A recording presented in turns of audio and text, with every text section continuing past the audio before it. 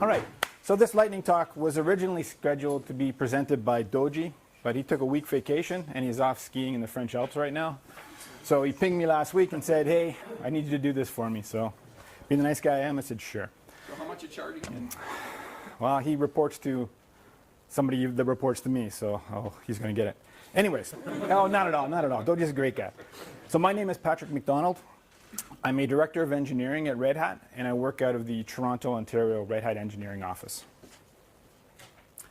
So I'll spend a few minutes. We're going old school. There's no slides. Okay, I know that wasn't totally old school because I have a computer in front of me, so I'm not doing it off my notebook. But so a few minutes talking about LLVM's current state at Red Hat, where it fits and what it's used for. Now, when I'm talking about LLVM in this context, it's the C and C++ ecosystem. All right, so when I say LLVM in this talk, I really mean the C and C++ side of it. So today at Red Hat, we view the compiler landscape as a two-compiler ecosystem. We have GCC on one side, and we have LLVM on the other side. Now, both have excellent and vibrant communities with strong leadership and progressive directions. So both communities are extremely strong, which is just best for everyone. Now, you can't understand the LLVM side until you understand just a little bit about the GCC side. So GCC continues to be the core of Red Hat Enterprise Linux and the portfolio that is built upon that platform. It's our system compiler. So we have a significant number of global engineers that work in the GCC communities, such as the compiler side, the library, the debugger, as well as several key maintainers on staff. So that's the GCC side. The more interesting side for this particular venue is the LLVM side. So LLVM has been in Fedora for quite some time, since Fedora 21. We're at 25 now, so we're talking a couple of years. But even prior to that, it was an EPEL, which is extra packages for enterprise Linux. So we're not new to the LLVM game. So we've been there for a while. Now, what we see internally is a growing trend towards increasing number of packages that have build or runtime dependencies on LLVM. Packages such as .NET. And that's open source at its best, right? Projects should have the freedom to choose the best tools for their requirements. You shouldn't have to be forced to use certain tools.